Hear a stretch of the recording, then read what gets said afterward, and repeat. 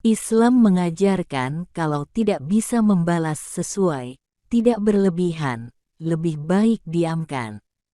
Lebih baik lagi sabar, lebih baik lagi ikhlaskan, lebih sempurna lagi maafkan. Kebahagiaan itu ibaratnya kupu-kupu. Jika kau mengejarnya, ia melarikan diri darimu. Tapi jika kau duduk dengan tenang, ia akan turun ke tanganmu. Maka, bersabarlah karena sabar itu indah. Hidup tidak akan berhenti. Allah Subhanahu wa Ta'ala akan mengiringinya dengan kelembutan dan rencananya, dengan harapan yang baru dan tekad yang tidak pernah hilang. Bila yang ditimpa musibah adalah orang yang kita cintai, maka kita akan mengatakan bahwa itu penghapus dosa. Bila yang ditimpa musibah adalah orang yang kita benci, maka kita akan mengatakan bahwa itu hukuman dari Allah Subhanahu wa Ta'ala. Berhati-hatilah dari menghukumi takdir Allah Subhanahu wa Ta'ala sesuai hawa nafsu kita. Jangan memberitahu siapapun tentang maksiatmu karena dua sebab. Pertama, karena maksiat bukan untuk dibanggakan. Kedua, karena manusia tidak akan melupakan keburukanmu, walaupun kau telah bertobat. Kaca yang pecah, suaranya akan langsung hilang dan meninggalkan serpihan kaca yang melukai siapa yang menyentuhnya. Begitu juga perkataan yang melukai hati, akan cepat hilang suaranya, tetapi hatinya terluka untuk waktu yang lama. Jika kamu merasa sangat nyaman, aman, dan tanpa rasa takut di kediamanmu, apalagi yang kamu harapkan selain itu, atau kamu ingin mengambil lautan yang penuh dengan harta. Ucapkanlah puji dan syukur kepada Allah Subhanahu wa Ta'ala atas kebahagiaan yang kamu miliki, dan akuilah nikmat tersebut dengan pengakuan yang tulus. Saya sering bilang, jangan pandangi wanita yang belum berjilbab, jangan pandangi dia buruk. Barangkali dia punya 2 rakaat tahajud di sisi Allah Subhanahu wa Ta'ala, sehingga menyebabkan terampuni semua dosanya. Kita tidak tahu apa urusan manusia sama Allah. Masing-masing punya rahasia sama Allah. Hati akan mati tanpa Al-Quran. Hati akan keras jika tidak diobati dengan Al-Quran. Hati juga tidak akan bahagia kecuali dengan Al-Quran. Maka jadikanlah Al-Quran sahabatmu yang selalu menemani. Sungguh Al-Quran ini memberi petunjuk ke jalan yang lurus. Saya mempercayai satu hal, tidak ada sesuatu yang terjadi kebetulan. Seperti kata Umar bin Khattab, bahwa kita lari dari takdir ke satu takdir lainnya. Emosi dan marah tidak akan mengubah apapun yang sudah terjadi, justru akan menimbulkan musibah jauh lebih besar.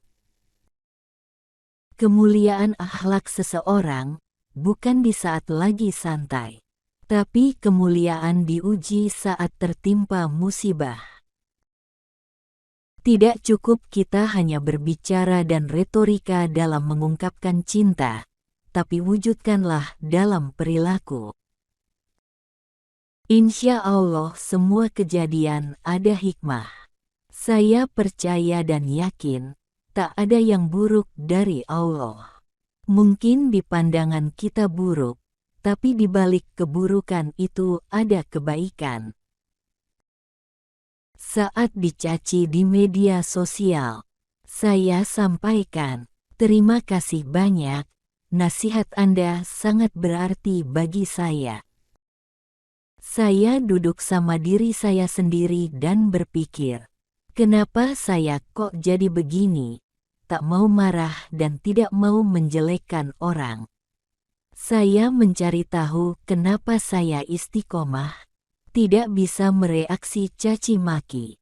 Akhirnya menemukan, kalau saya membalas itu tak ada manfaatnya. Melukai orang tak ada untungnya. Kita tidak tahu apa urusan manusia sama Allah. Masing-masing punya rahasia sama Allah, yang barangkali tidak ada manusia lain pun yang tahu. Bisa jadi sebab kebaikan itu, terampuni dosanya. Ketika ditimpa musibah, ucapkan Alhamdulillah, Inna lillahi wa inna ilaihi rajiun. Ini dari Allah. Kenapa Alhamdulillah dan tetap memuji Allah? Diyakini akan datang ketenangan yang luar biasa. Kita mohon maaf, semua bisa pandai berbicara yang terbaik dan mengambil kalimat yang terindah. Tapi kalau perilaku kita tidak pas dan tidak baik, buat apa? Saya selalu berprinsip, orang yang salah sama saya doa, ya Allah ampunilah dia.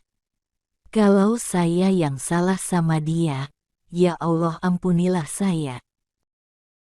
Semakin kita mau meniru Nabi Muhammad SAW, akan dipuji oleh manusia. Bahkan semua ahli menjadikannya sebagai figur akhlak yang mulia. Jika kalian main ke taman bunga yang indah, maka bunga yang paling indahlah yang bakalan dipetik terlebih dahulu. Kalau sudah menganggap diri menuntut kesalahan orang, berarti kita merasa lebih mulia daripada dia. Kita semua punya dosa dan aib, tapi Allah menutupi aib kita. Coba kalau setiap dosa, bau badan kita, malu kita. Makanya kalau urusan dengan Allah, jangan kita menghakimi orang. Kita memberi nasihat. Nampaknya, kalau bisa jangan seperti ini, lebih baik. Memilih kata yang bisa menenangkan. Kalau diterima, syukur. Jika tidak diterima, sudah selesai tugas. Daripada kita melarang orang, kita berikan pengganti. Ini nggak boleh, ini haram. Lalu solusinya apa? Namanya anak muda. Kita beri pengganti. Jangan memandang mereka dengan pandangan buruk, pandang mereka dengan sayang, kasihan, dan doakan. Belajar mengenai Islam dari Islam itu sendiri, jangan belajar Islam dari perilaku orang. Belum tentu saya menjadi contoh, tirulah Nabi Muhammad SAW. Yakini tidak bakal tertipu dengan Islam. Kita harus bisa belajar pasrah diri kepada Allah. Jangan kita hanya berbicara seperti di iftitah kita, tapi mana buktinya? Solatku, matiku dan hidupku untuk Allah. Allah tidak menerima dari ucapan saja. Setiap saya masuk jamaah, saya ucapkan, dengan nama-Mu ya Allah, saya menghadapi jamaah. Gerakan hati dan lidah saya untuk menyampaikan yang terbaik. Karena saya tidak punya ilmu apa-apa,